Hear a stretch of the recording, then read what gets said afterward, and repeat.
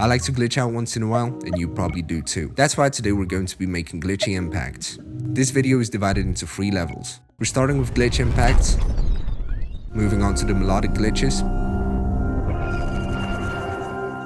and then long-form glitch backgrounds. All of the plugins I'm using are either stock or free. You will find all of the sounds I've made today and more in my new free sample pack in the description. First step is getting our hands on some sounds. Drop the sample in new tone. You see where we're going with this. Next thing is the effect chain. A multi-band delay, a pitch shifter, a soft clipper, a transient processor set to sharpest shapes, high attack and low release, and Edison to close the chain. Just make sure to put a limiter before Edison. Open new tone, delay and pitch shifter on the screen to manipulate the glitches in real time. Start recording and set the delay feedback pretty high. Now start scanning through the new tone timeline, or just pitch the notes up and down while changing the delay and pitch shifter's parameters. Export the sounds, and once you're done, get back to the playlist. What I like to do is let Edison record and quickly scan through the waveform to get some sharp sounds to have more elements to work with.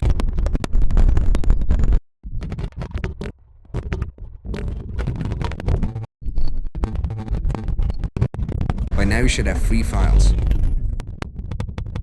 We're going to strategically use fade-ins and outs to make the impacts. Try finding a pocket within your original field recording that is sonically interesting and fade it in and out. Now I'm going to browse through the glitchy sounds and find interesting textures, metallic sounds, short hits, and I'll be back in a second. Here's what I have.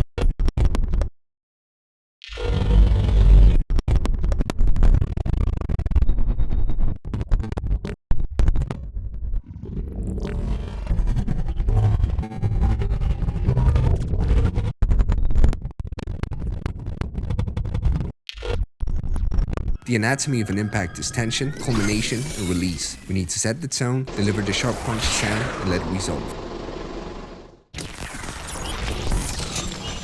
Now I'm going to start stretching, fading in and out, and checking what sounds good.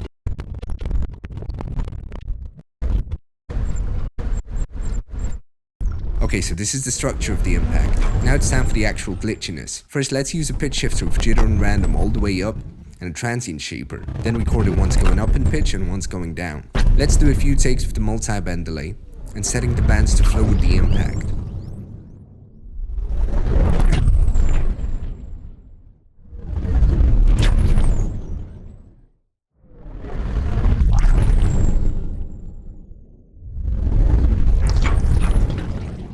Let's break it down.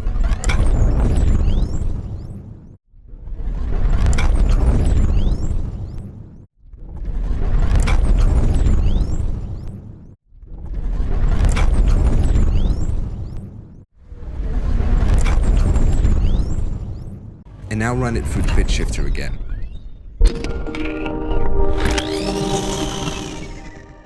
Time to design some tonal impacts.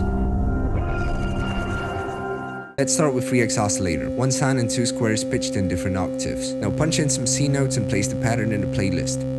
Add spectral sand. Or when those glitch shifters set an octave up with feedback all the way up.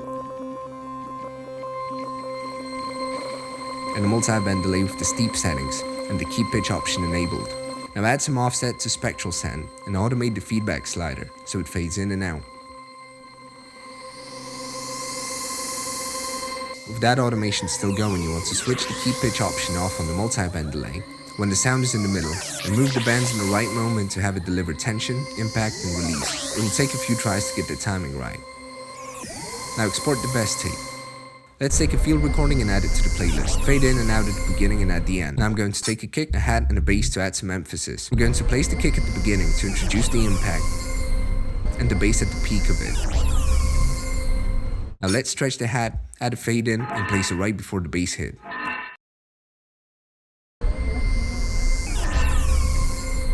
Add a pitch shifter and panomatic. Automate the pitch so that it goes up right in the middle. Let's give our impact the new tone treatment while recording everything.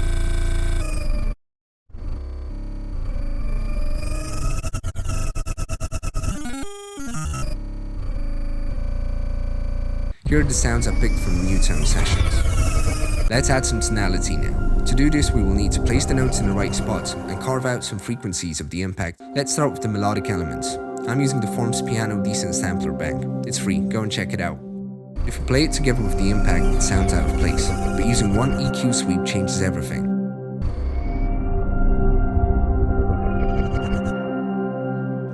I also automated a multi-bend delay to have it affect the end of the impact. Let's bounce the melodic elements and glitch them out a bit.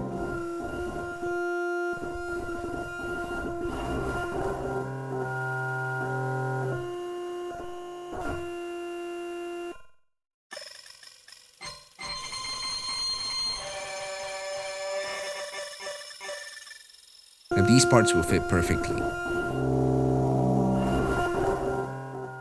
Final part is adding distortion. Once you get the hang of it, you can make lots of variations of one impact.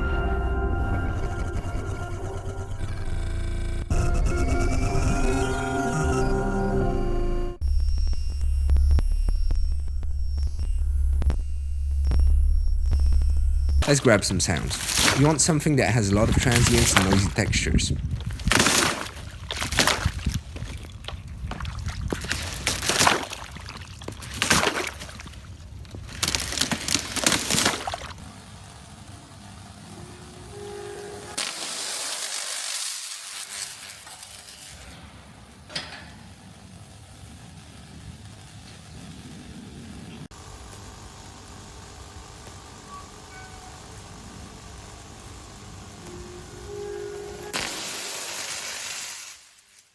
Let's take some of these sounds and glitch them out. This will be a certified Windows moment. Grab BZ compressor and set it up so that it only catches the transient artifacts.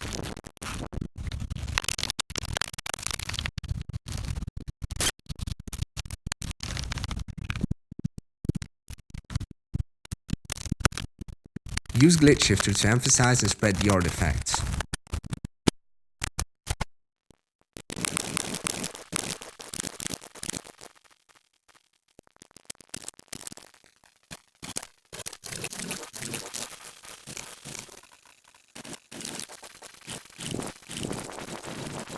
The next step is to use a stereo wider and a transient processor. Start recording and test out different attack and release settings on the sharpest shapes.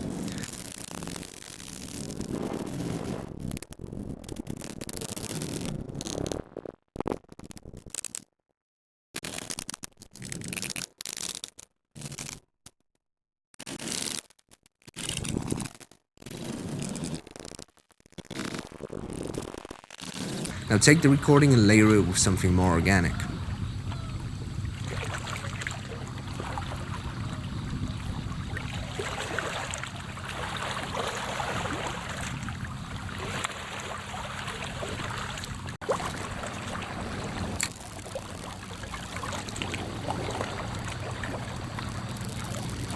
Sidechain the glitches to the water sound. Very low threshold and a high ratio.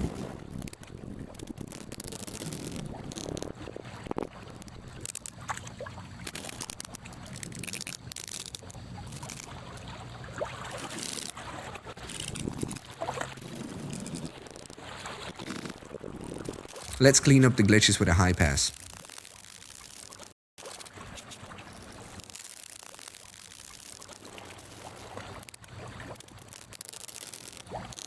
Low pass the water, add spectral sands to get some movement.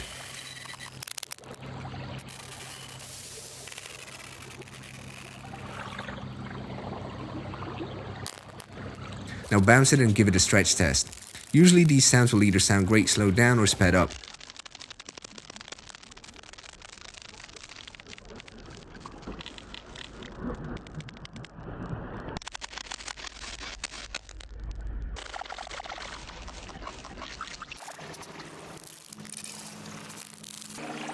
This one actually sounds great sped up.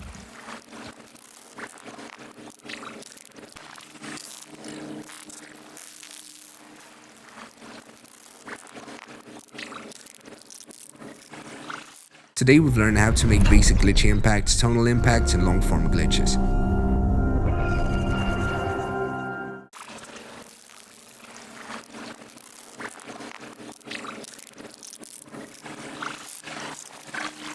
I've prepared a free sample pack of sounds just like the ones in the video. You You can get it by clicking the link in the pinned comments. Hope you guys enjoyed it, and I'll see you in the next one.